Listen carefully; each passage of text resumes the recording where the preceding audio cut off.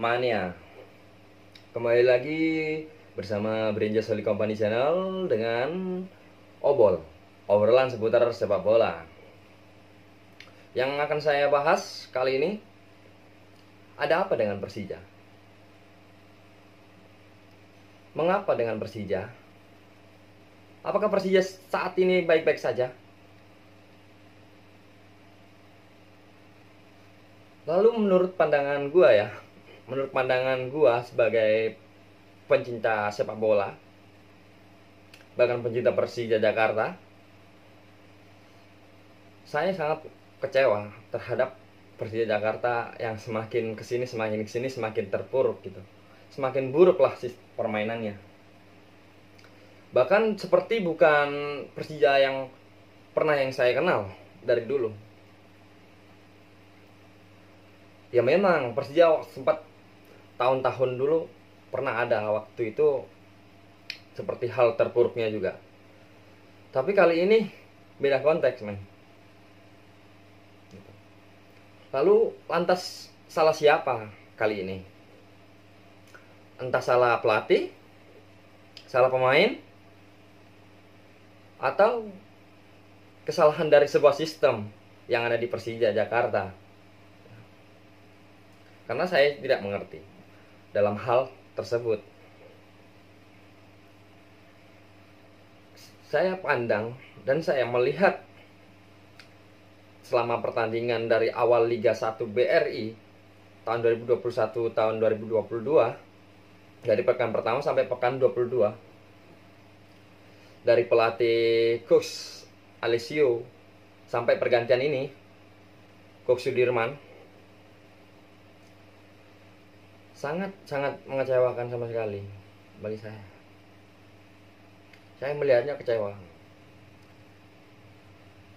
Bahkan banyak bulian terhadap teman-teman saya, dan saya Jackmania outsider. Kawan-kawan saya banyak supporter notaben rival. Banyak sekali yang membuli saya, menghujat bahkan, ataupun mengledek lah istilahnya, bahasa halusnya. Ada yang bilang, Persija yang lu bangga-banggain 11 gelar tanpa degradasi, buktinya apa? Lawan juru kunci aja kalah gitu kan. Nah, di sini saya juga memang merasakan hal itu gitu. Tapi bukan gue berarti untuk berhenti mencintai Persija ya, berhenti mendukung Persija, tidak. Sangat mustahil untuk hal itu. Cuma gara-gara Persija lagi terpuruk gue ninggalin, tidak. Gue tetap big support Persija Jakarta. Dalam hati gue masih Persija, man. Walaupun papan atasnya siapa kayak yang juara siapa, gue bodo amat lah gitu.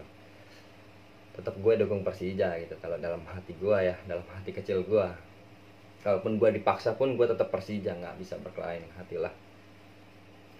Nah, yang sangat gue kecewakan pada pertandingan pekan Liga 1 BRI pada pekan 22, yang dimana Persija Jakarta melawan Persiraja Banda Aceh pada hari Minggu 30 Januari tahun 2022 di Stadion Gusti Ngurah Rai Denpasar, Bali. Dengan hasil yang sangat tidak memuaskan bagi saya. Karena Persija Jakarta yang selama ini yang ditakuti dengan klub-klub lain, ya kan? Masa iya kemarin habis juara Piala Menpora kita kalah lawan juru kunci gitu kan. Kalahnya ya memang sih tipis lah istilahnya, kalah tipis. Tapi menurut saya harga diri, men, gitu. Persija Jakarta tim yang terbaik, klub yang terbaik di negeri ini, 11 kali juara ya kan, tanpa degradasi, kalah gitu melawan juru kunci. Entah ini Persija mau berbagi poin terhadap tim Persiraja, atau memang Persiraja pada waktu pertandingan tersebut sangat menguasai bola, permainannya bagus dan kompak dan sebagainya. Tapi dalam hati saya, waktu saya amati, memang pertandingannya saya nikmati sangat bagus. Permainannya Persiraja ya, waktu lawan Persija Jakarta. Memang di waktu awal-awal pertandingan, Persija memang lebih mendomain permainan. Dan pengamatan saya, Persiraja lebih ke arah defense. Ke arah defense-nya untuk apa? Untuk mengamati. Kalau saya kan selaku psikologi, ya kan, sarjana psikologi, dan saya mengamati hal Persiraja seperti dia menunggu bola nih, menunggu timing waktu gitu kan, menunggu waktu dia untuk menyerang. Bukan berarti dia waktu awal tidak mau menyerang, dia menyerang, tapi dia menunggu timing yang pas untuk waktu Persija kehilangan stamina, kehilangan konsentrasi dan sebagainya. Itu yang dilakukan Persiraja. Dia mengamati dulu permainan Persija, temponya, permainan, umpan-umpannya dengan temponya, strateginya. Dia mengamati. Walaupun dia di juru kunci ya kan, dia sangat memperhatikan pola permainan Persija. Dan Persija waktu itu lebih mendominasi serangan pada waktu awal, sehingga di kala waktu dia over limit stamina. Nah, dari situlah Persiraja akhirnya mempressing bola, mempressing Persija dengan sebuah serangan. Dan waktu itu yang mencetak gol bernama Vivi Asrizal pada menit 67. Dan Persija sebetulnya dapat berpeluang atau menyamakan skor ya, atau menyamakan kedudukan pada waktu itu, karena mendapatkan hadiah atau mendapatkan sebuah penalti yang dieksekusi dengan Tony Sucipto pada menit ke-82. Dan sangat seribu sayang-sayangnya gitu, sangat sayang peluang emas di depan mata gitu kan, buat menyamakan kedudukan, terbuang sia-sia. Sangat kebaca oleh kiper Persiraja pada waktu itu. Dan kalau boleh jujur,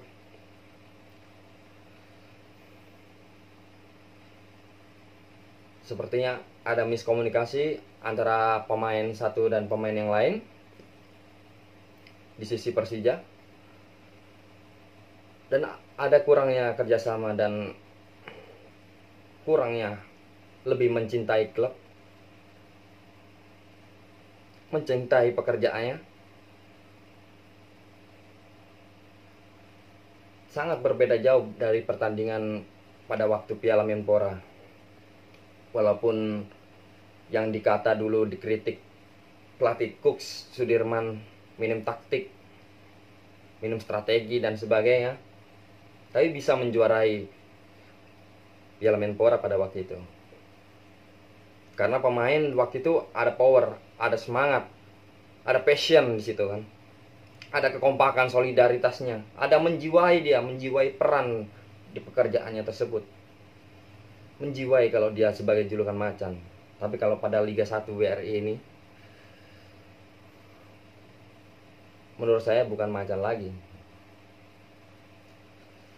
Entah menurut kalian apalah, tulis saja di kolom komentar ya. Soalnya menurut saya kecewa banget lah. Entah bagi Jackmania yang lain juga merasakan hal yang seperti yang saya rasakan. Kecewa sekali pada Liga 1 WRI ini. Dan untuk cuplikannya bisa dilihat bagai berikut, yang dimana ada peran penting pemain Persija dalam untuk mencetak gol dan peluang-peluang emas yang akan dicetak tapi akan gugur. Semuanya, sebelum berangkat, mari kita berdoa. Semoga di dalam perjalanan diberikan kelancaran, keselamatan, dan di dalam pertandingan diberikan kemenangan. Berdoa, mulai.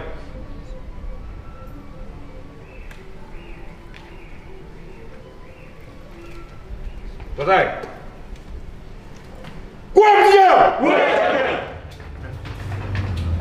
Ingat ya, sejak menit pertama ya. Agresif pertama. Oke. Jadi fokus, konsentrasi, kerja keras.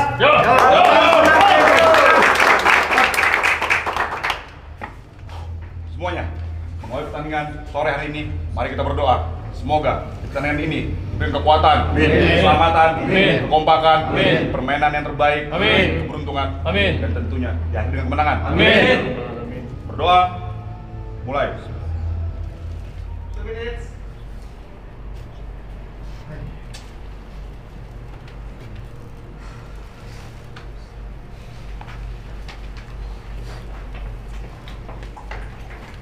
Selesai.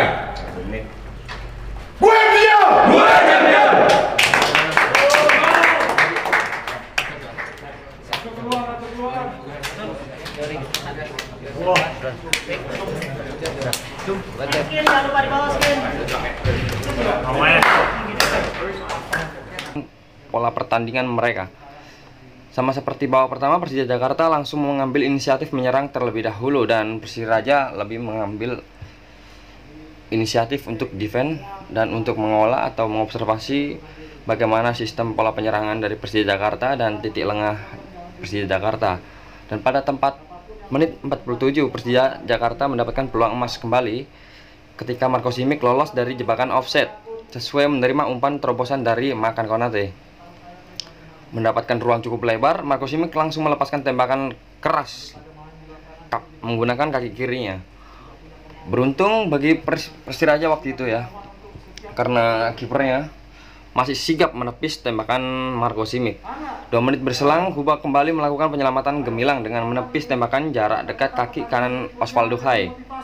Pada menit ke-56, Kuk Sudirman menarik keluar Irfan Jauhari dan Marco Simic. Kedua pemain itu digantikan oleh Taufik Hidayat dan Afrianto Niko Saputro. Nah, kali 4 secara beruntun Marco Simic gagal mencetak gol dan ditarik keluar ya. Setiap pertandingan Marco Simic di saat gagal mencetak gol, ia akan selalu ditarik keluar pada sepertiga awal babak kedua.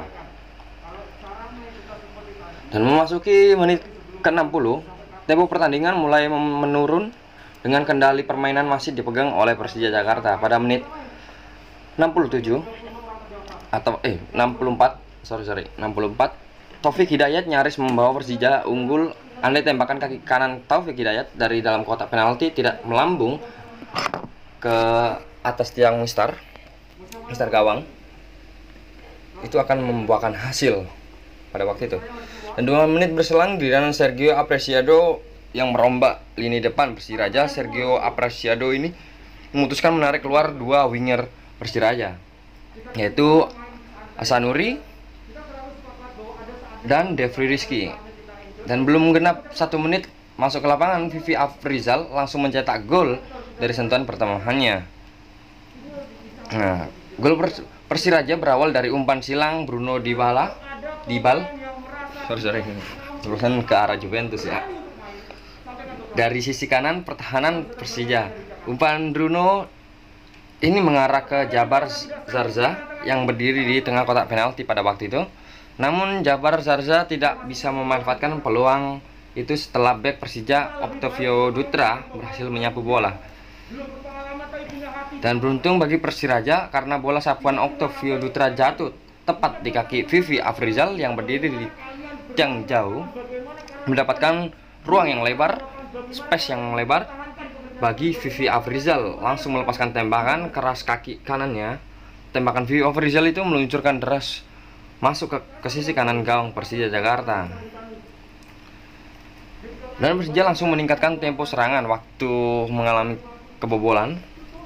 Tapi namun Persija nyaris kembali dikejutkan oleh Vivi Afrizal pada menit ke-77.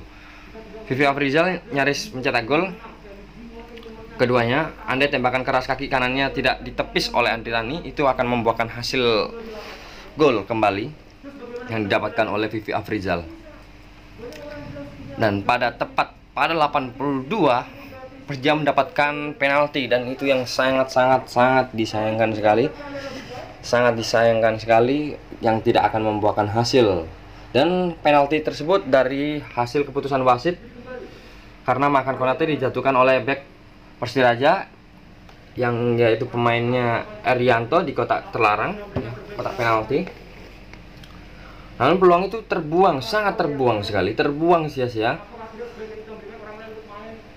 yang dilakukan oleh Tony Sucipto yang maju sebagai eksekutor Persija, dan seharusnya dia menyelesaikan tugas penaltinya yang harus bisa menyamakan skor Persija dengan Persiraja. Akhirnya Tony Sucipto hanya bisa tertunduk lesu setelah tembakan penaltinya yang mengarah ke sisi kanan gawang ditepis oleh Kuba. Dan hingga akhir laga, Persija yang terus menyerang tetap gagal mencetak gol penyeimbang. Tidak ada peluang tambahan tercipta, sehingga skor sampai akhir 0-1 ya, yang dimana lebih unggul Persiraja. Nah, dari itu kemungkinan ada sebuah evaluasi lah nantinya untuk kedepannya bagi tim Persija lagi. Harus bisa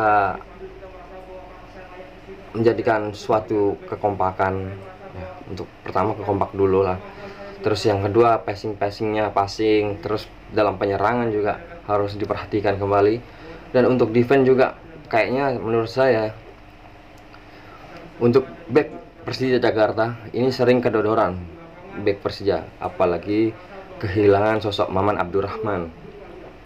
Di saat tidak ada Maman Abdurrahman, back Persija Jakarta ini sering kedodoran pada laga Liga 1 2021 sampai 2022 ya. Banyak mengalami kedodoran sama sekali.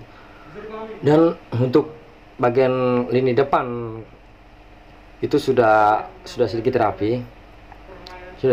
Cuma tinggal bola-bola passionnya, bola-bola matangnya yang diterima itu masih kurang. Tapi kalau back, bagian center back sangat menyedihkan gitu.